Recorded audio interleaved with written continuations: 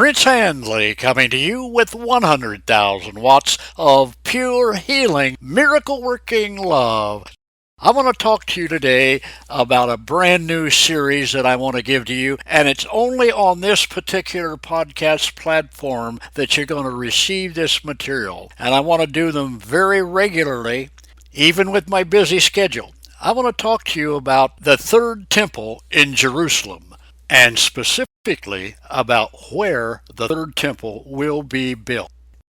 In a previous podcast teaching, I talked to you about third temple timing and terrorist.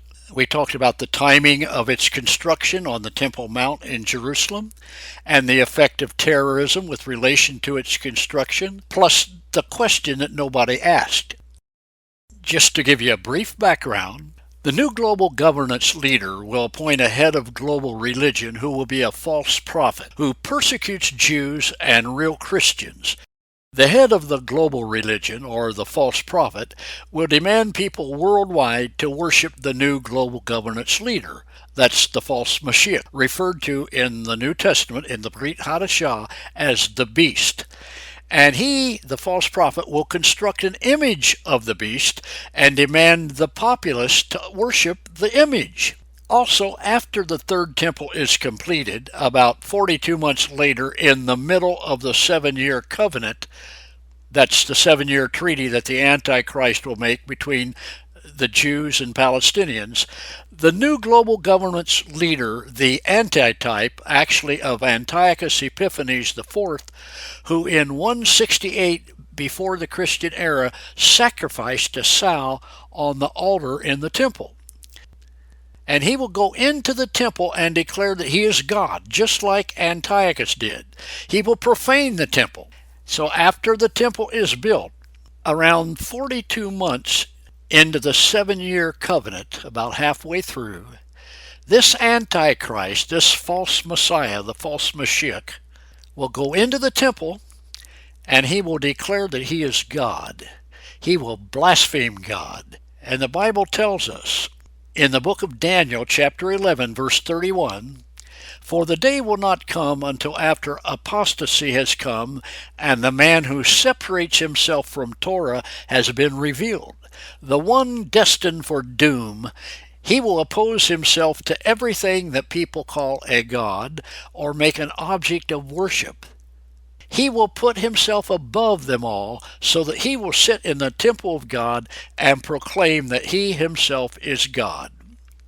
Now it's at this time that Israel will go into the time of Jacob's trouble. But Israel will be delivered at the end of the last 42 months of that 7-year period, when the real Mashiach, Yeshua, Jesus, the Messiah, appears. At the end of the 7-year covenant, the new global governance with regional Islamic forces will attack Israel. These forces will be marshaled by what Scripture calls the beast, or the false Messiah. That's the new global governance leader. However, at the last nanosecond, the real Mashiach, the Messiah, will appear from heaven and he will defeat the anti-Israel armies. Messiah will set up his kingdom where peace, prosperity, and purity will abound. Israel wins permanently. Now, let me ask you the question that nobody asks. Will the real Mashiach cleanse the third temple, which has been profaned by the new global governance leader, the beast, the Antichrist? Or will he make a new fourth temple during his rule? What do you think? Email me your answer at princehandleyradio@gmail.com. Let me quote to you from Jeremiah chapter 33:14. "Behold, the days are coming, says Adonai, when I will fulfill this good promise which I have proclaimed for the house of Israel and the house of Judah." Good things are coming, but before they do, there's going to be some very bad times. Now, let's go back to what I was talking about when I opened this segment. I want to start a new series on the third temple and where it's going to be located. You say, well, why do you say that? It's on the Temple Mount. Wait a minute, my friend. I'm going to, in this series, share some new things that I have researched and that I have discovered.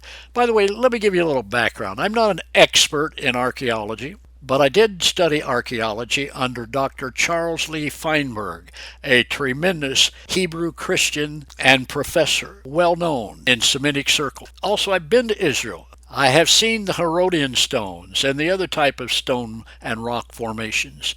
I've been to the city of David. I've been on the Temple Mount. Matter of fact, the Arabs kicked me out of.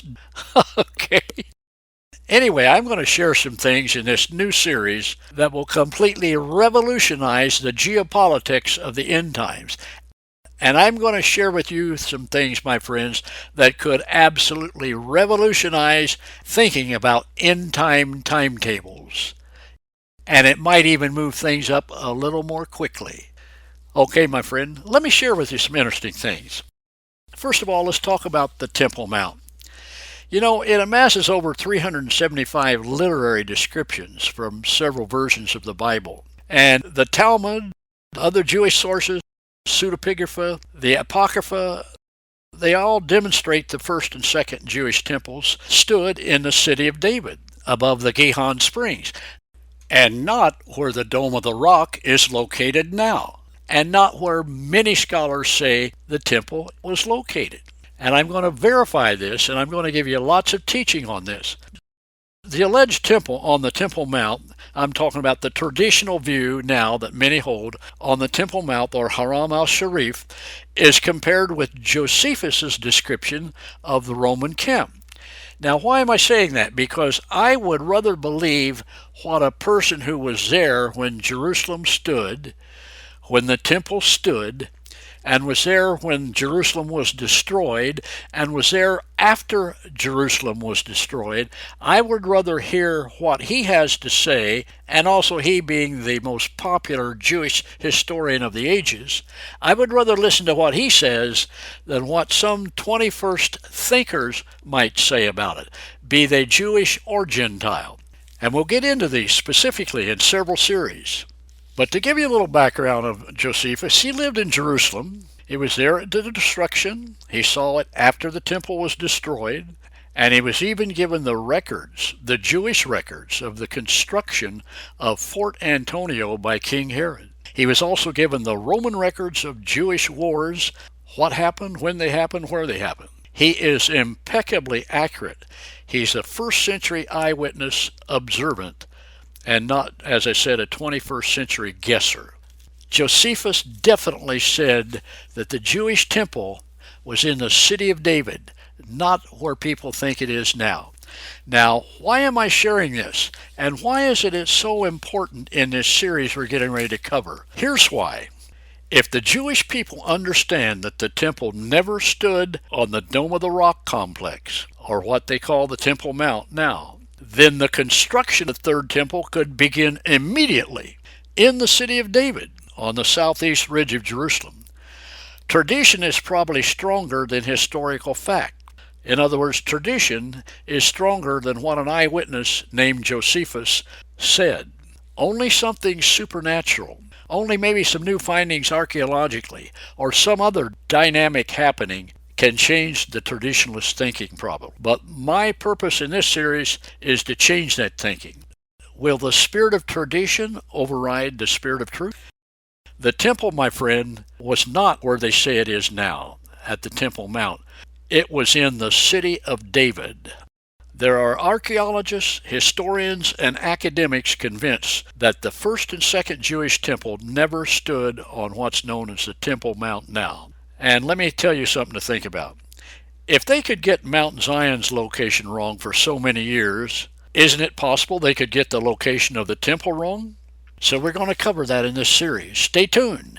We're going to discuss some important things, and we're going to delve into a lot of what Josephus, the Jewish historian, taught about where the Jewish temple stood. Okay, my friend, buckle up.